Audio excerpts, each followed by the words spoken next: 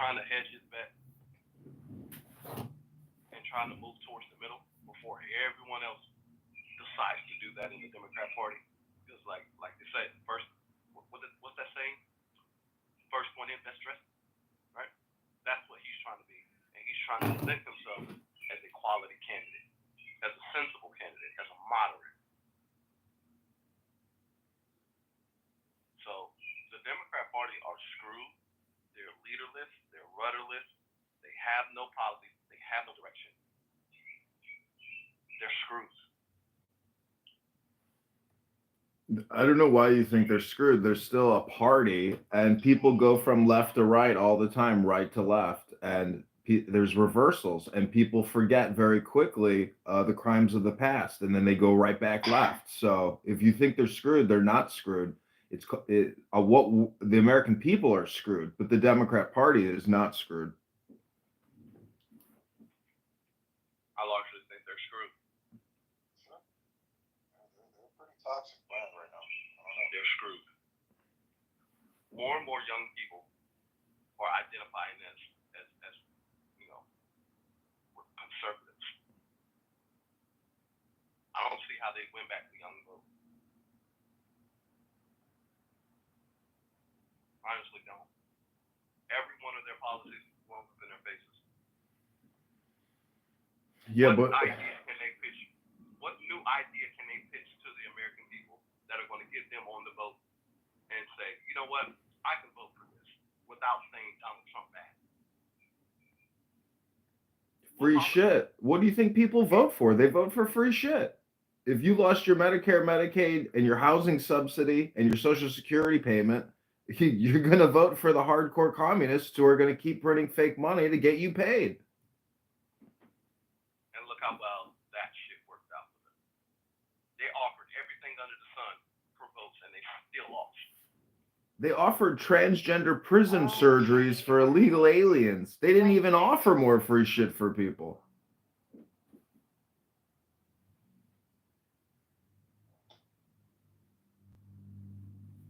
I mean, the problem is Americans just don't trust Democrats on the Absolutely, economy. go down. That's really it. They just don't trust them on the economy, and for good reason. You know, I'm not saying Republicans are that much better, but I'm just saying, like, the ideas that we're getting, bandied about, like Kamala. I mean, I don't know if you guys remember. I mean, I think this is when it went left for Kamala, was when she started proposing that unrealized gains tax, which is just completely idiocy, right? It's complete idiocy. And it's like, when you have those kind of policy proposals, well, how do you really come back from that? Like, it's pathetic. I don't know. And then, of course, the student loan thing, canceling student loans and blah, blah, blah. And, like, the thing that happened during COVID where it's like, okay, let's put a break on this. All right. Let's extend it indefinitely. Can you stop being disruptive? Like, I know that you think that it's cute to be trolling over the age of 25 Starbucks, but it's really fucking annoying. Like, it's really annoying. Yeah. Anyway. So yeah, that's basically Just kick her. No, I muted her. It's Starbucks. What? Did you want to say something? I can't. Did you know you were unmuted? No, they know. We're having a little bit of a schnapps right now. What's the deal? I think it's more than schnapp. This is El Normo. Mark Rice in Chicago, and I'm running for Congress. Max Rice is my campaign manager. And, we're fighting the Chicago GOP. And it turns out that it's not even a uniparty. It's like a sick agreement between Republicans and Democrats to do nothing, to kick the can down the road forever.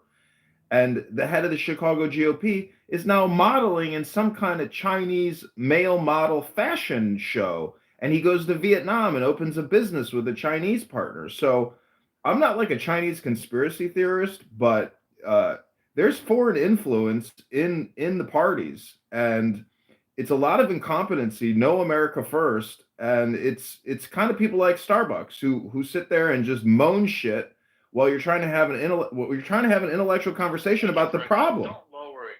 She's just one person. Don't lower it to just one person. I'm just saying. I'm saying. I mean, I'm Digital. being facetious. I don't care about Starbucks, but I mean, let her moan all she wants. I mean, Starbucks. If you want, we can open a room later and do an English course for you and go over the top 100 English words. That's my joke, Doge, and you've streamed me enough to know that. You know I make fun of people when they troll and their English isn't good. But, back to my point about them are screwed, right? Every single thing that everything that comes out of their mouth, they're being proven a hypocrite on. Every single thing. And I keep harking back to the DNC. I don't think people fully understand how important watching the DNC and watching them in full form, how they trotted themselves out for 4 days, trying to court the American vote. And they exposed themselves to a degree I don't think military strategists could have achieved, right? They got on stage and they talked, and I'm gonna bring up these top 3 things to me. One thing about it, it was already enough that Chris Coleman was calling them out to their faces about being elitist and how they were booking $1 million suites so they can look down on the plebes and stuff in the United Center and all that stuff, and how they claim to be for the working person, the working man, right? The working person. But you were catering to multi-million dollar donors and shit, right? They took top priority. Yeah, okay, cool. But when you have Bernie Sanders on stage talking about we need to get the millionaires and the billionaires out of politics, right? Notice, since he became a millionaire, he doesn't say millionaire anymore. He only talks about billionaires, right? We need to get the billionaires out of politics. And immediately after he spoke, who came up on stage? Billionaire Governor J.B. Pritzker spoke on stage. But hey, get the billionaires out of politics. All right, right. They talked about J.D. Vance and how, he comes from Appalachia, but he has a Yale education. I'm sorry, but 60 to 70% of the Democrat Party went to Yale. Did they not? Yeah, they did. They talked about Donald Trump and how he was an existential threat to women and he's a sex offender and a rapist and blah, blah, blah, blah. Who else got on stage and spoke? Bill fucking Clinton. Bill Clinton. Everything that they fucking say, they don't understand how stupid they look.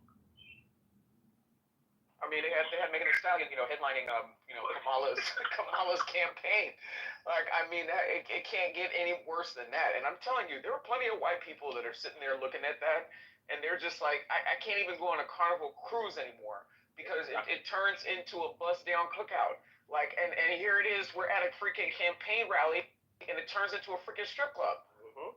And it's like, hey, black men was asking Kamala, hey, what do you got planned for us? Mind you now, it was the DNC that sent the internal memorandum to the Biden administration months before the election cycle and said, hey, y'all, I think y'all need to pay attention to this. Y'all are hemorrhaging black male votes. Y'all need to do something about this because if you get below a certain percentage point of black male votes, you will lose this election, right? They didn't want to pay attention to that. So now when Kamala Harris is out here campaigning, and black men ask, well, what do you have in store for us? Because honestly, the Democrat Party has no policies that resonate with black males at all. This is how Stacey Abrams lost, right? And she preempted her loss by trying to blame black men. Said if I lose, it's because black men didn't vote for me. Well, no, Stacey Abrams, you just don't have any policies for black men that resonate with them, all right? But when they asked Kamala Harris, what policies did she have for black men? They had to hurry up and scramble and cobble together and piecemeal some bullshit in the final few weeks of the goddamn campaign. And they came out with this bullshit that had free weed on it.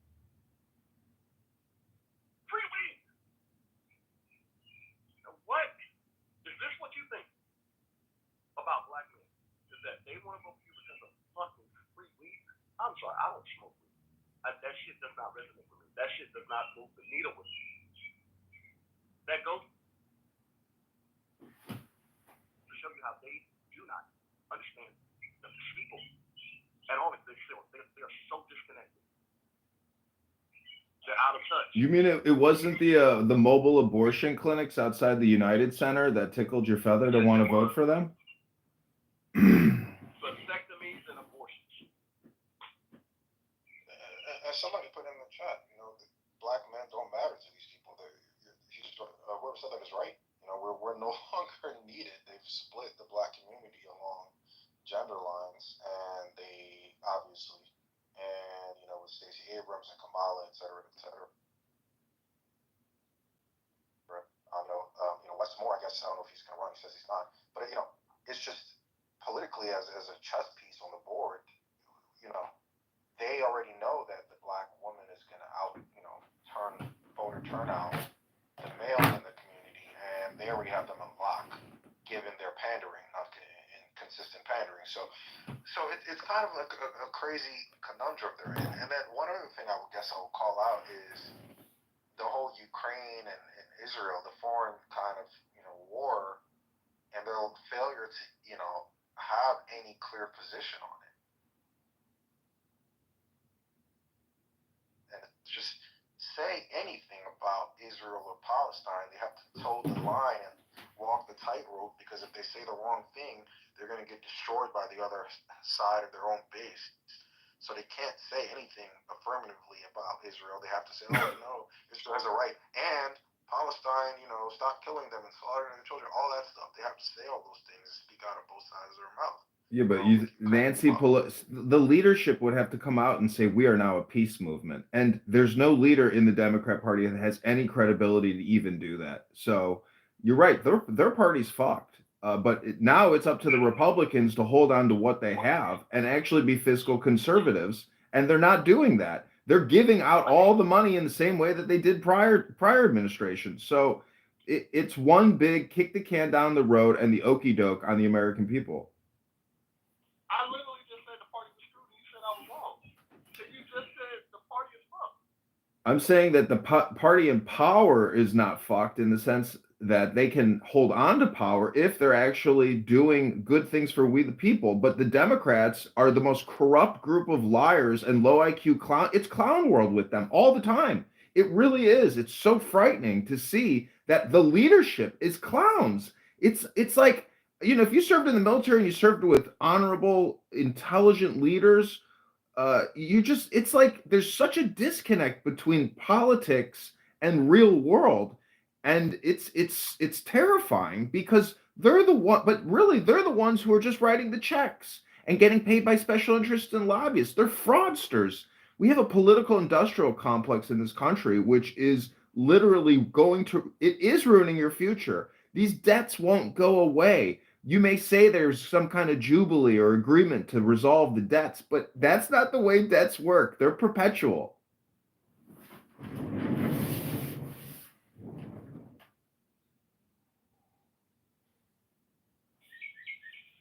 They're bought and paid for. Plainly put. They're. Oh, shit. Honestly, in the utopian world, they should not see the goddamn White House for the next 20 to 30 years. Realistically. Principally, morally, politically, they should not see the White House again for the next 20 to 30 fucking years. The right has been given a gift. They have been given a gift, like, to proportions like that is untold to man. They have been given a fucking gift right now. And they have the opportunity, a once in a fucking lifetime opportunity, to hold the White House for as long as they want. At this point, it's going to be JD Vance. I mean, when you see Vance, you know, giving the Pope a Bears jersey yesterday, he's setting the groundwork for a future presidency. But Robert F. Kennedy might become president. I don't know. I'm kind of torn, thinking maybe we should spend on ourselves like drunken sailors, but not in the way we've been doing it, because Trump wants the Federal Reserve to lower the interest rates, and a lot of people hate banks. And if you can make a run on the bank and fuck them over, I mean, and it goes to you, the person in the American society, and we all actually do wealth redistribution and get greedy. I mean, everybody in this country could have $100,000 check, by Friday. So, but we don't do that. We actually send the money overseas to the World Health Organization, to the United Nations, to Ukraine, to Israel, to even Russia. I mean, all you have to look is what the State Department sends the money out to. It's so crazy what we do. We literally go to work every day to send our money overseas to foreign governments and NGOs. I mean, taxpayers should literally be revolting right now at every IRS and Federal Reserve and congressional office there is. We have been getting scammed and fucked hard 25 years. They sold out 50 years of your future. I mean, that's what they've done. Everybody should technically have a surplus at this point. Everybody should be born in this country with a $600,000 credit to go to college and have a down payment on a house. No, you're born into perpetual debt now in this country. I mean, with U.S. aid and all those other things, I don't know, this is just a conversation topic, but is there any argument to be made about the footprint, the foreign policy footprint that we have, and essentially what we're doing now is shrinking our footprint, right? And that obviously means that other world powers are going to step in, be it China or Russia or whatever, right? So was there just no value in those things and they were mistaken, or is this truly just a correction of something that... Why is China going to start footing the bills? Why is Russia going to start? Nobody wants to foot other countries' bills. These were bribes. These were payoffs. Okay. I mean, I know that China's investing heavily in Africa, for example. I know that there's other third world countries that are going to be... If the United States is not providing aid to these countries, just basically take it that China or Russia is going to step in, whatever form that is. Now, it could be a good thing, and we could say, hey, that's not our taxpayers' problem. At the same time, though, that there is a growing influence outside of America with that. So, if it's a calculated, hey, we're cool with it, but just keeping that in mind. I know, but paying for DEI weather climate change testing in Nigeria is not a priority of taxpayers in any city in the country. I mean, it's again what we were spending the money on. We weren't building some heavy shipping container in the west coast of Africa that we owned and operate, or rebuilding some type of new Panama Canal. I mean, these are terrible investments. You got to look at the ROI and the cost benefits analysis. The Democrats were doing funding fake education nonstop. All this DEI bullshit is education business. It's a scam. It's a fraud. It's theft. I mean, there are no arrests. One person has been arrested, some federal judge who obstructed some Venezuelans' deportation. That's it. We want arrests for fraud, for waste and abuse. I mean, Doge has uncovered supposedly $650 billion in waste. And losers were like, when are we going to get a Doge check? You think you're going to get some $5,000 check from the government? No, just cut the income tax. Get rid of the IRS. Open America up for business on a way that has never been seen before. Build a super city here. Build a new city in Colorado, a new city in California, a new city in Illinois, a new city in Georgia. I mean, open the country up in the way that Dubai, Saudi Arabia, Abu Dhabi does business. They are open for business. This country is run by clown people, and you know it, I know it. And every single time you see a congressperson on television quacking like a clown, I can't fucking believe that people keep voting for these people. So clearly it's some type of a psychological communication hypnosis, because basically all these Congress people, all they are is content creators. They are digital creation entrepreneurs. That's all they are. That's all they do. They're in the communications business. And we have to get wise to the fact that they're essentially nothing but lobbyists doing everything that Pfizer, Moderna, J&J, Google, Comcast, AT&T, Verizon tells them to do. They have millions of dollars in the bank. The leadership from the parties pass the money down to them, and whoever votes yes gets the money based on seniority and other special factors. So you have to vote the person. People don't like Thomas Massie right now because he's voting no on the big, beautiful bill. But you have to vote for people like Thomas Massie. The money has to be, if we're going to create fake money, we have to spend it efficiently. And I think everybody has to agree with that.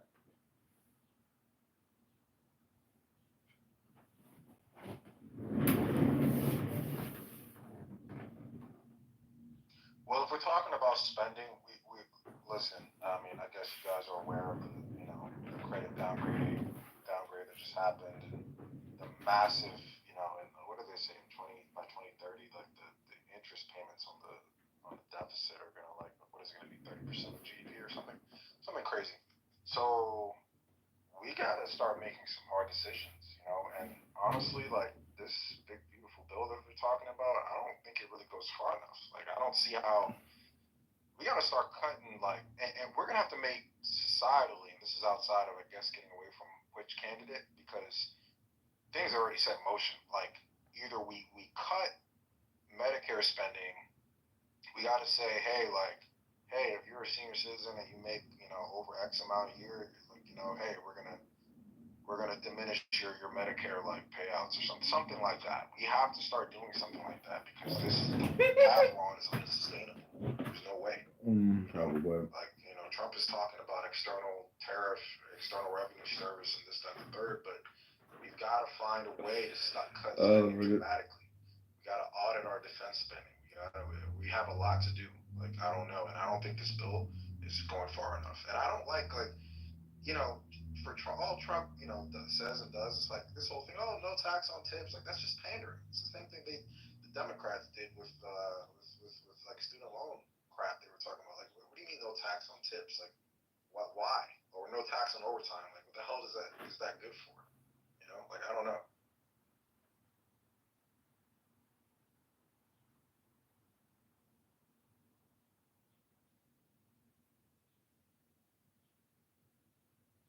It's an annual confession. I mean, if you can't confess to making more than 150,000 a year, why should you even have to file?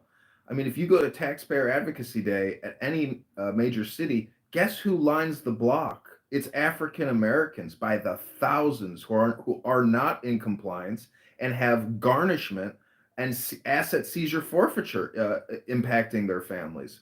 So that's the first time I don't know if it's compliance, psychology, or racism, but we the people have to. There's a book. It's called The Practical Rights to Demand Everything. It's called Greed or Greedy. Basically, it says that in the end, we weren't greedy enough. And so the problem is we're greedy for special interests and lobbyists, because America isn't just lobbied by corporations, it's all lobbied by foreign governments as well. So we chuck out money out of this country through the State Department and foreign aid that why do we even, it's like, why go to work to pay all these countries? If just from the individual taxpayer's perspective, you realize that you were bought and sold for at birth. You were created to go to work to create revenue to give it out to these countries, but we just borrow it now. 35% of the economy is borrowed money from the Federal Reserve, China, and other countries. That's 35% of our supposed economy. It's not a real economy. This is a fake economy. I mean, the job numbers are all fake. Even the stock market is inflated. The whole thing is built on Congress and the Federal Reserve kicking the can down the road. The danger of pulling the rug out on that is that the whole engine will break and that the car will no longer even operate, which could be a good reset, a hard reset. It may be nobody can pull the plug, but if we ever wanted to get honest in this country and not do currency manipulation and fake money creation, I mean, the whole economy would crash, and it would be literally. But again, it would take a couple hard years. I mean, imagine if Social Security recipients didn't get their Social Security money, VA's pensions, and all. Imagine if the flow of money just stopped because we actually admitted, okay, there's no more money because we're not going to raise the debt limit, and they just raised it 5 trillion. And they're planning on spending 20 trillion more than previously estimated over the next 10 years. So maybe it's a good thing, maybe it's a bad thing, but I know personally no one can run their life like that.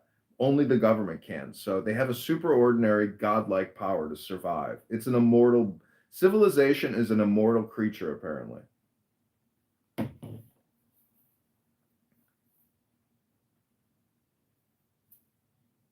Yeah, we got to get some automatic, like, we need to make changes to, like, the budgetary process, like, for the federal government. Like, we need to get some automatic, like, ironclad, like, okay, once you reach this threshold, like, automatically spending has to be cut. we've got to do something, you know. And you're right. Like if we stop, if we try to rip the Band-Aid off now, we're going to crash the economy. And you know the implication. We're not just we're America, and yeah, like we're you know we should have sovereign you know oversight of our own affairs, but it's like it's not just us. We're not just some like country in South America. Like if we start the moves we start making are going to impact the entire global economy. See, the irony is all these other central banks, Europe and China, they do the same thing we do and they keep it at parity.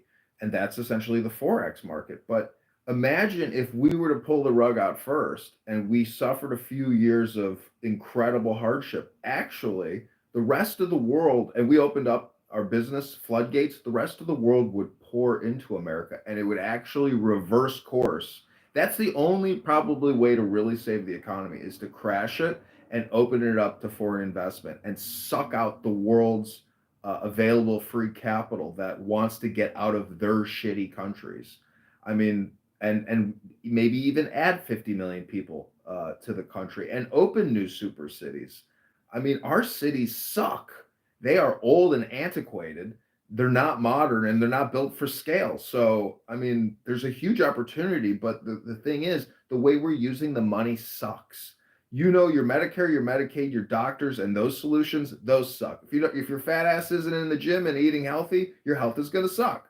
But why are you taking $10,000 a month worth of prescriptions that the government is paying for? So, anyways, it's the flow of money and the essentially the magnitude of the money, but the way we're spending it sucks. Ukraine sucks. 100 billion, 500 billion there sucks. War in Afghanistan, Iraq, multi-trillion sucks. Like the way we spent the money was not an investment on we the people. We got no return on investment. Everyone outside the country and the biggest corporations around the world got all that money. And there's trillions of dollars sitting in offshore bank accounts in foreign tax havens. That's our money. We, the taxpayers, owe that fucking money now. And that money is sitting in foreign banks overseas. And you could read the Panama Papers and all those other, leaks, but there are trillions of our dollars sitting overseas that we generated, we spent, and we don't own it. Yeah. So you said something about opening up like the floodgates or something like that in terms of foreign investment. What barriers exist now? Just go try to open a pizza parlor. Go try to open a hamburger shop. Go try to open a movie theater. Like, what kind of barriers exist to opening a business? The tax compliance alone becomes a separate business. So it's impossible to start a business in the real world. Only place you can start a business is the internet because there's no regulation or very little oversight. So good luck opening a business in America. If they don't, the problem is not just the federal, it's the states. And it's your local county Democrats and your local mayor Democrats and all these Karens that have never operated a business and are sucking their taxpayers dry with their pensions and their salaries. So you know it, I know it. We live in clown world. We have to essentially either figure out a way to operate clown world, efficiently, or we have to burn clown world to the ground. I mean, I would propose that the U.S. federal government suspend habeas corpus and maybe even create a one federal republic and essentially go from 50 states to one state, because to let California, Illinois, New York, and other mega Democrat city states to continue to operate in this federation of republics, it's just not efficient. I mean, if we really want to get efficient, we have to essentially create the create the new America, which is no longer the states of America, but maybe just create one giant federal system and eliminate all state pensions and everything and turn it all over to one administration. I know that sounds ridiculous, but essentially, whether you're getting taxed by the federal government or your state or your utilities, etc., people are going broke. Bankruptcies are through the roof. Childbirth has plummeted. Like, America is in a fiscal crisis and in a magnitude that's unsustainable. Chairman Powell says it's unsustainable. And so it's basically going to become Weimar Republic hyperinflation and the Hunger Games. That's not how the founders of the country wanted this republic to operate. We should have sole authority to determine our destiny, not Congress and the Federal Reserve. I mean, they're totally detached from we the people. It's one giant connected organization that is profiting off of the backs of we the people. We're being taxed to death. Property taxes, income taxes, your electric, your utility, your gas, this tax, that tax, your admissions for your vehicle. It's like a never ending job now trying to stay alive to support your government. So the system has whittled us down to the highest degree possible. There's nothing else to whittle down. So I don't know. That's my opinion.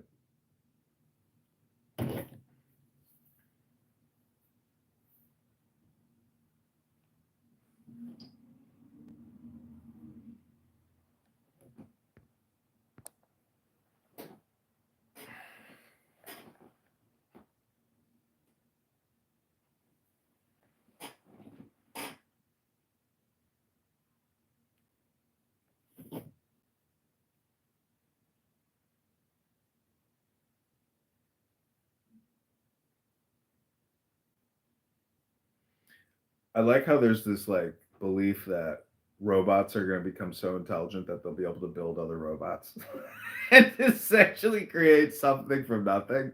It's just not possible. Everything is metaphysics essentially, and I don't know what the solution is. No one could possibly know the future or any true solutions or what the best models or best optimization is for saving the republic known as America. But I have had fun ranting. Mike, how's your morning?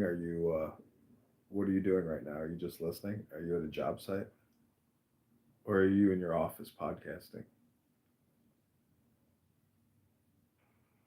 Oh, I'm just listening right now. Yeah, when I saw Trump today say, we don't even talk to Thomas Massey. Well, Chairman Powell the other day said, well, I don't even talk to Trump. So there's a lot of people in government that don't want to talk to each other. And they don't talk to each other because it's based on supermajority. So I don't know. But see, the thing is, social justice on the internet is what's bringing the awareness to the problem, is that there is a failure to communicate at the highest levels of government. And the Doge team has openly said there's no cross communication between any agencies. Social Security doesn't talk to VA. VA doesn't talk to IRS. So there's this huge siloing that has taken place in the federal government, and there's no efficiency. So, anyways, I mean, we're going to spend. I don't know. Have you seen the big beautiful bill and how big it is, and how it raises the debt limit and future debt borrowing? It's like the biggest bill of all time. The bills just keep getting bigger and bigger. They're supposed to get smaller and smaller, but maybe this time we'll actually use the money for good as opposed, for war and foreign influence and bribery.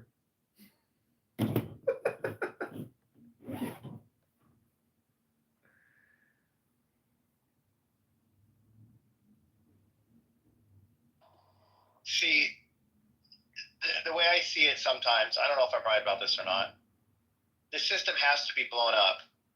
The people that are going to suffer the most if it gets blown up are the elite rich people who have found out how to use this system to make so much money.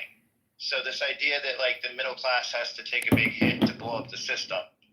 No, it's that rich people have to take a big hit to blow up the system because more often than not, they've found a way to work with the existing system and to capitalize on its inefficiencies. So, and that's not going to happen. They're actually doing better than they've ever done. So this idea that somehow, the system needs to be blown up is true. The idea it's not being blown up because people on Medicare want their monthly check. No, I call bullshit on it. The reason it's not being blown up is because billionaires have figured out how to work the system, and they're not going to allow any threat to the existing federal exchange and investment. It's like, dude, the spice must flow. That spice is the dollar creation of debt, and that spice must flow. It's the ultimate priority. And it's kind of funny, but if you cut the spice production, you destroy the government. So and just think historically, what always survives? The government always survives. The people are the ones that suffer. So I don't know. I mean, it's kind of funny to think that, like, you may be pro Well, the business. government and large corporations buoyed by the government survive too. It's both. It's not just the government. It's also large corporations that are too big to fail. They survive too. That's the problem. The problem is that capitalism isn't occurring because the government's interfering and allowing large businesses to not fail. Yeah, the '08 banking financial crisis is the perfect example of that, where the banks literally went insolvent. Lehman Brothers collapsed. I mean, but they bailed out. They picked and chose. What I want to hear is more people talk about both the government and the big businesses that are too big to fail. I want to hear people put them both in the same category. I'm really tired. One of the reasons I push back on Republicans so much is that I'm really tired of them, and Democrats are guilty of the same thing. I'm really tired of people giving businesses, big business, the benefit of the doubt. Big businesses are increasingly an equal part of the problem. It's the same reason that billionaires just changed parties overnight, because they realized one was going to help them financially more than the other. They couldn't give a shit less about the social issues that they might actually believe in deep in their hearts. Who cares? If it comes up against human rights versus my paycheck, I'm taking my paycheck every time. So I want, like, until America, when you say America lets them, we're not greedy enough, it's true, we're not. But the corporations are greedy enough, and the government is helping the corporations. It's really important that we start talking that way. Until we do, we will keep suffering like that.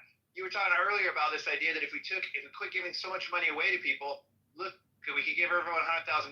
You tried to give $100,000 to everybody right now, even if you had it. Republicans would be the first one to say, no fucking way, pay down the debt. Don't give it to the people, right? Just pay down the imaginary debt that was rang up by the same people that are already ringing it up. No, it's not going to do any good. As far as I'm concerned, if you're an American citizen and you can get a fucking dollar from the government, fucking take it. Take as much as you can. Yeah. Because they are taking as much as they can. Like, so where are the people saying, no, we should cut costs and give back to the people? No, because the party, especially the Republican Party, pushes back on giving back to the people. They think anytime you're giving back to the people and not benefiting large corporations, you're hurting what they say is the average American. It's really you're hurting.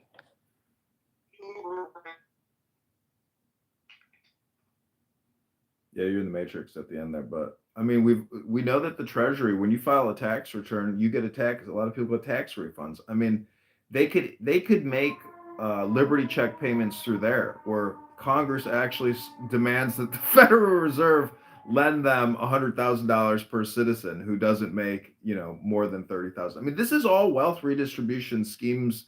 It's all socialism and communism. But the point is, you have to wonder what's the better path, because the rest of the world shit rolls downhill. If we decide to do hardcore currency manipulation for we the people, and China doesn't do the same thing, I mean, we're screwing over internet. Anyways, this is all just bullshit, because this is a spam and just an imaginative theoretical communication. It's not real politics. So I don't know. To me, X is the most. Yeah, X is the most amazing thing, because there is information on X and individual people that put together content and reframe the situation in a way that is extremely organizing in terms of, like, fiscal responsibility. Anyways, the storm has started here in Chicago. I got to go close my windows.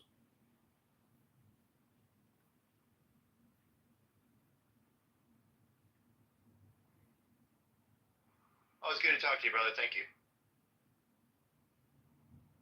Yeah, Illinois is the perfect example of basically there is no Republican Party. It's actually just all Democrats that filled the roles of Republicans, because there are no real fiscal conservative Republicans. So I don't know. This is like a generational thing where the baby boomers are responsible, and George Bush particularly, because of 9/11, in my opinion. Everything was going pretty smooth until 9/11. Bill Clinton, George Bush, I mean, Bush and the banking industrial complex, the military industrial complex, they really took America for a ride on 9/11. I mean, anybody who could fathom military strategy would have suggested uh, a punitive guerrilla insertion and taken out as many enemies as possible and saved as much money as possible. I mean, it really is the. They didn't just take them a ride from that. They also took America for a ride when they transitioned pensions to 401ks, where they benefited from both. Yeah. They ended up getting the pensions and investing early in 401ks when they had the expendable income, and then they pulled the rug up under them, and now people don't have the expendable income to invest in 401ks. 401ks cost more than ever. They're being paid. The matches are smaller than ever, and the boomers allowed that to happen. So they got the best of both worlds. They're sitting on pensions and lucrative 401ks, and I mean, the wealth transfer is going to happen at some point. So we just need to wait for the boomers to die. They basically pulled the rug up. They're hanging on to everything. We'll see if I guess the next step is Zers and millennials. Let's see if they save it or use it properly, or they just go ahead and fucking blow all of the wealth that's been acquired by the boomers and trying to keep up with the Joneses and trying to maintain a middle class lifestyle that increasingly doesn't exist. That's what the future holds. I don't know if that's what's going to happen. The great wealth transfer may not be exact. It might not be as healthy on the back end as it seems to be for the boomers right now on the front end. I know wealth transfer is like a jingoism or a mantra. The wealth is always now. There's no such thing as a transfer. I mean, I know, it, all these things are legal. I mean, all this shit is set up. I mean, if you know anybody that has a tremendous amount of money, they set up trust funds for their kids as a nonprofit corporation, and it's up to them to distribute the money for nonprofit activities and pay themselves a nice salary. So there's all kinds of workarounds through nonprofits to always evade estate taxes, income taxes, and you just live off the nonprofit, and you didn't even pay any tax on that fucking income. So there's a huge loophole if you're organized and you have money. Lawyers and money end up saving money because they know the loopholes in the federal tax code. And if you've ever seen the federal tax code, it's a 6,000-pound manual with 600 million words in it. It's in the finest print you've ever seen. So lawyers and financial advisors and tax accountants, I mean, they have the game rigged if you're wealthy. And even in Berkshire Hathaway, CEO said my secretary pays a higher income tax rate than I do. So the system's fucked. But that's why the system will never get blown up. That's why you said this conversation is so meta and completely unrealistic. It's not going to get blown up because they've successfully worked the system to the point now where the middle class is going away, but the upper class is doing better than ever. I mean, it's a huge success. If you were in on it early, if you made the right decisions early, then you're good to go. There's nothing to blow up. I'll tell you what, I have to shout out my boss. So I work for a billionaire personally as a salaried employee, but for his personal family, I guess, business. And he gives scholarships to everybody that works for him to our kids. And the scholarships are you get it regardless, just if your kid goes to school. They're $6,000 a year, so $24,000 a year for each of my twins that are graduating right now, coming from my boss, which is pretty sweet. I was thinking about it, and I was like, man, if all companies, that'd be one way to change America. If all companies took over the burden of paying for kids' colleges to eliminate those student loans so kids didn't graduate with so much debt and being crunched by all the student loans that were completely fraudulently sold to us as safe when they're the most dangerous loans ever created. That alone would change America. I don't know if you saw what Doge uncovered, but literally national and foreign criminals are using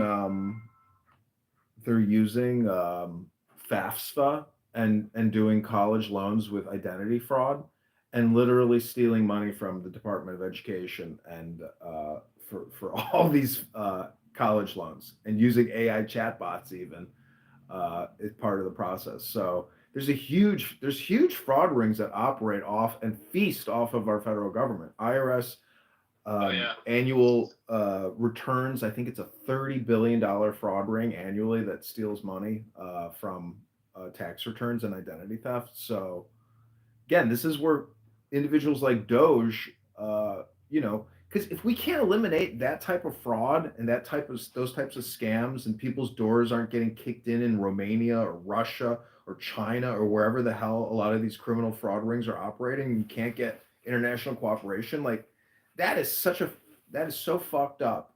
The worst fuck up is if you have a portfolio with a major broker company, you know, and somebody does identity theft and transfers your life savings out, and you can't get the money back from the bank, and it went to some criminal, you know, in wherever. So, I mean, that type of shit is it's a major problem. But the anyways, I think we have like examined every problem in clown world today. I just say, you know, try to try to vote for people who actually can describe it as clown world, because if you're voting for somebody who doesn't describe it as clown world, they are the clown and they're the problem. Like Karen Bass and Mayor Brandon Johnson in Chicago, these are hardcore racist communist terrorists in my opinion. um, Chicago anyways, Chicago, it's like a lawless city. I mean, people are getting shot and robbed throughout the city all week long. There are homeless, you know, fentanyl addicts robbing you on the train, sleeping in every train car. We like live in clown world. The police have no power to actually do anything. I mean, fill the prisons up. Get the drug addicts and the prisoners. I mean, the homeless criminals off the streets. I mean, it's not criminal to be homeless, but um, if they're obstructing people from going to work, they need to fill the prisons with white, with Caucasian white collar criminals, not black criminals from the streets. No, I know, but there should be some option. I mean, if you're homeless and they're building a mega work site in your state, and you want to volunteer for housing, food, and a job, I mean, so be it. Like, you know, there's got to be. I mean, I guess nobody wants to do that, but that's why that's why they're sleeping on the trains doing fentanyl. But anyways, again, I'm just projecting, you know, imaginative meta of what could be. But have you ever seen anything change in your whole life? I've never really seen anything actually change. It seems to me like I have witnessed the can get kicked down the road my whole life. Sometimes I think they give money to the wrong people when they do give money, because like when I lived in Seattle, I bought one of my first homes I ever owned was a little condominium type thing, freestanding, so it looked like a little house, but it was small and independent. It was a condo, and I think we paid $188,000 for it at the time. Well, our neighborhood actually was accessed by crossing through a really small neighborhood on the way in, and that neighborhood had homes bigger than ours. They were Habitat for Humanity homes, and the rule was that the people had to put in, like, I think it was 20 hours a week in helping to build their own house, and then they got the house for free. And these Habitat for Humanity homes were really nice. They were nicer than our homes by far. So then we all move in, and fast forward 2 years, and guess which homes were complete shitholes within about 2 years compared to the other ones, right? So the Habitat for Humanity homes, the ones that the people helped build and got for free, they didn't fucking mow their yards. They were complete shitbags living in their free houses. And all the people that invested in these condos and paid for their own shit had this beautiful little neighborhood that we had to drive through a shitty neighborhood to get a good one. So I felt like, well, fuck, they gave the money to the wrong fucking people. They should have given the money to us and don't give fucking free houses to people. You think I wouldn't put in 20 hours a week after hours, build my own fucking house if I could have it for free? Yeah, I would. I mean, they were helped with doing it. They just had to add the labor. They were already had fucking crews building them. So what you're saying is Jimmy Carter, and I mean, it's basically what you're saying is people don't respect shit that's not their shit, that they didn't work for and buy on their own. They don't respect free shit. That's completely true. And it really put a bad taste in my mouth for Habitat for Humanity. I worked for Home Depot corporate at the time at their world headquarters, and we were big Habitat for Humanity people. I was doing Habitat for Humanity jobs and stuff at the time. I quit doing it. I quit volunteering for it internally. I didn't talk badly about it because Home Depot still sold on it. But I quit helping with it because I was like, now I already saw what the fuck happens. Like, I'm not okay with this being my charity. Yeah. I mean, But they still got to pay property taxes, and I bet you that they maybe even get special assessments or something because of their status. They have to, because the property taxes are too much. I mean, the property taxes are a $1,500 a month mortgage on their own. There's no fucking way that these people are paying their property taxes. I don't know what happens there, but there's something going on. Property taxes are such a big issue here in Chicago. It's so crazy, like how much property taxes have gone up on people, and they're just going to keep going up. And the city spent $600 million, housing aliens, but it's more than that. It's like $1 billion to $2 billion. But the city of Chicago is like in a very precarious financial situation because they always rely on Democrat presidents to essentially bail them out. And they're not going to get the check this year from Trump. But think about that cycle too. So in Atlanta, I just saw a report. They researched it. Over 30% of the homes that are for sale in Atlanta are owned by companies, not people. 30 fucking percent. That's happened since in the last like 5-10 years. That happened. That they took over that many homes. That's greater Atlanta area. Now, all of the property taxes are rising a lot too. My property taxes went up $2,000 for the year last year. I think I was paying $5,600 and it went to like $78 or something. Okay, in one fucking year. Now, if I can't pay that, I mean that's $600-700 a month on a paid off house in my case. If I couldn't pay that for some reason, when before it was $300-400 a month, well then, who's buying it? 30% of the time, companies are buying it, and then they're renting those houses out. So the increasing property taxes are benefiting increasingly corporations who are charging more for rent than the mortgages would cost regular people to get into a home. And that's a fairly new phenomenon. Essentially, it's a middleman in the real estate, a corporate middleman in the real estate agency. Well, real estate. You can't buy a car directly anymore using auto trader. You got to go through some fucking Carvana or some other company. That's happening.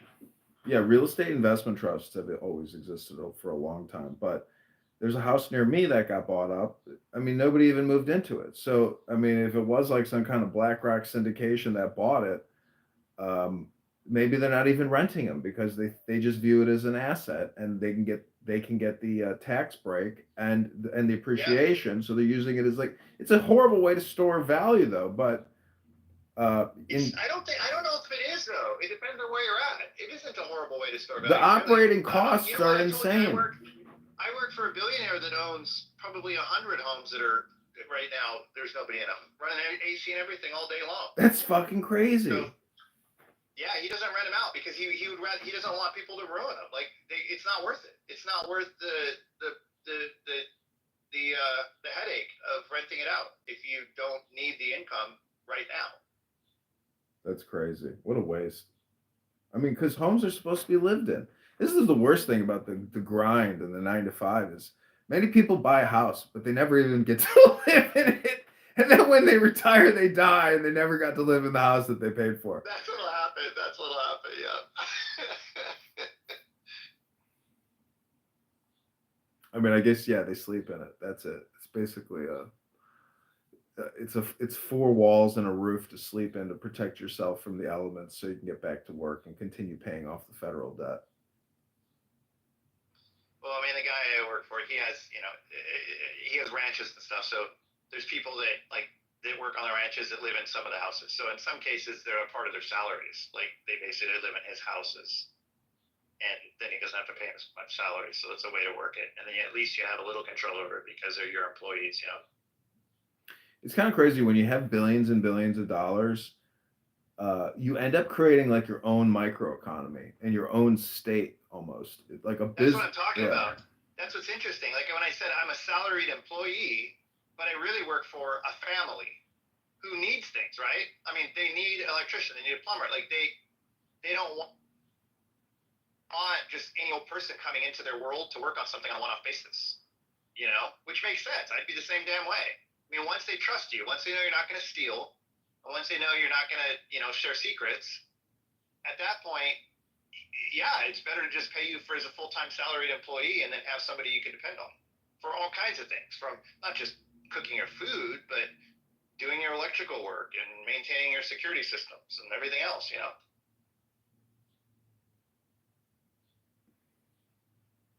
Yeah, and they have very complex problems that require I don't know, a lot of it is they want anonymity or they want security and yeah, it's all that stuff. But anyhow, I mean, it's been a fascinating conversation.